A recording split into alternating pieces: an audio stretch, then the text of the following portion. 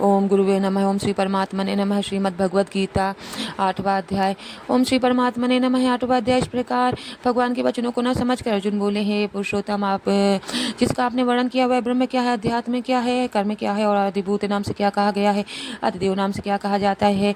हे मधुसूदन, यहाँ आदि यज्ञ कौन है और वह इस शरीर में कैसे है, और युक्त चित्त वाले पुरुषों द्वारा अंत समय में आप किस प्रकार जानने में आते हो।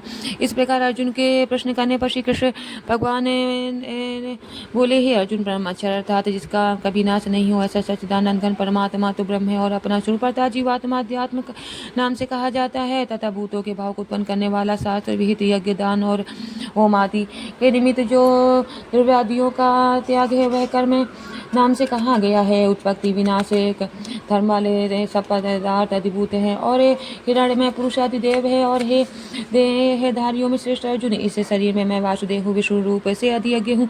और जो पुरुष अंतकाल में मेरे को ही स्मरण करता हुआ शरीर को त्याग कर जाता है वे मेरे साक्षात स्वरूप को प्राप्त होता है, इसमें कुछ भी संशय नहीं है। कारण कि हे कुंती पुत्र अर्जुन, यह मनुष्य अंतकाल में जिस भी भाव को स्मरण करता हुआ शरीर को त्यागता है उसको ही प्राप्त होता है, परंतु सदा उसी ही भाव को चिंतन करता हुआ, क्योंकि सदा उस भाव का चिंतन करता है अंतकाल में भी प्राय उसी का स्मरण होता है। इसलिए हे अर्जुन, तू सब समय में निरंतर मेरा स्मरण कर और युद्ध भी कर। इस प्रकार मेरे में अर्पण किए हुए मन बुद्धि से युक्त हुआ निसंदेह मेरे को ही प्राप्त होगा। हे पार्थ, यह नियम है कि परमेश्वर के ध्यान में अभ्यास रूप योग से युक्त अन्य तरफ न जाने वाले चित्त से निरंतर चिंतन करता हुआ पुरुष परम प्रकाश रूप दिव्य पुरुष को अर्थात परमेश्वर को ही प्राप्त होता है। इससे जो पुरुष सर्वज्ञ अनादि सबके नियंता सूक्ष्म से भी अति सूक्ष्म सबके धर्म पोषण करने वाले सच्चिदानंद अचिंत्य स्वरूप सूर्य के सदृश चेतन नित्य चेतन प्रकाश रूप या विद्या से अति परे शुद्ध सच्चिदानंद घन परमात्मा को स्मरण करता है, वह व्यक्ति युक्त पुरुष अंतकाल में भी योग बल से वृत्ति के मध्य में प्राण को अच्छी प्रकार स्थापन करके फिर निश्चल मन से स्मरण करता हुआ उस दिव्य स्वरूप परम पुरुष परमात्मा को ही प्राप्त होता है। अर्जुन, वेद की जानने वाले विद्वान जिसे सच्चिदानंद घन रूप परम पद को ओमकार नाम से कहते हैं और आसक्ति रहित यत्नशील महात्मा जन जिसे में प्रवेश करते हैं तथा जिस परम पद को चाहने वाले ब्रह्मचर्य का आचरण करते हैं, उस परम पद को तेरे लिए संक्षेप से कहूँगा। हे अर्जुन, सब इंद्रियों के द्वारों को रोकर अर्थात इंद्रियों को विषयों से हटाकर तथा मन को हृदय में स्थित करके और अपने प्राण को मस्तक में स्थापन करके योग धारणा में स्थित हुआ जो पुरुष ओम से एक अच्छा रूप ब्रह्म को उच्चारण करता हुआ और उसके अर्थ स्वरूप मेरे को चिंतन करता हुआ शरीर का त्याग कर जाता है, वह पुरुष परम गति को प्राप्त होता है। अर्जुन,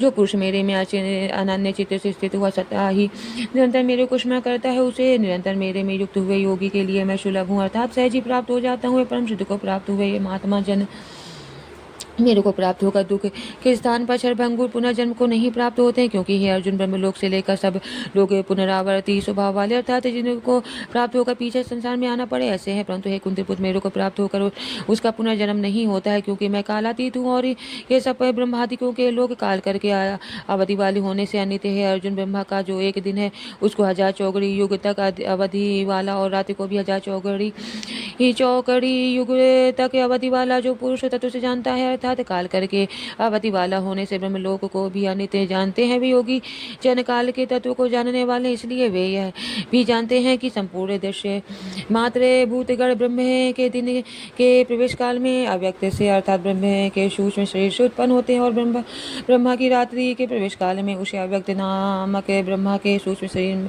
में ही लय होते हैं।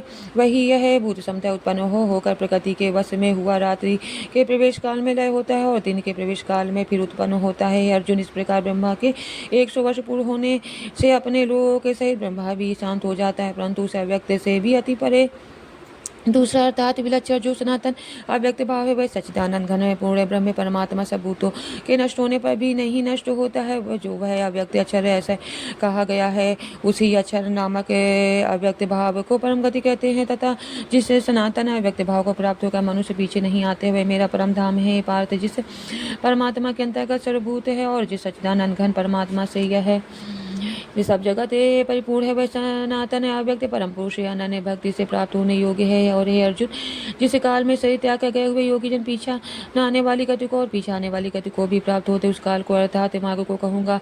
उन दो प्रकार के मार्गों में से जिस मार्ग में ज्योतिर्मय अग्निमानी देवता है और दिन का अभिमानी देवता है तथा शुक्ल पक्ष का अभिमानी देवता है और उत्तरायण के 6 महीनों का भी अभिमानी देवता है, उस मार्ग में मर कर गए हुए ब्रह्मवेत्ता अर्थात परमेश्वर की उपासना से परमेश्वर को परोक्ष भाव से जानने वाले योगी जन उपरोक्त देवताओं द्वारा क्रम से ले गए हुए ब्रह्म को प्राप्त हुए हैं। जिस मार्ग में धुमा अभिमानी देवता है और रात्रि अभिमानी देवता है तथा कृष्ण पक्ष का अभिमानी देवता है और दक्षिणायन के 6 महीनों का अभिमानी देवता है, उस मार्ग में मरकर गया हुआ सकाम कर्म योगी उपरोक्त देवताओं के द्वारा क्रम से ले गया हुआ चंद्रमा की ज्योति को प्राप्त होकर स्वर्ग में अपने शुभ कर्मों का फल भोग कर पीछे आता है। क्योंकि जगत में यह दो प्रकार के शुक्ल और कृष्ण अर्थात देवयान और पितृयान मार्ग के सनातन माने गए हैं।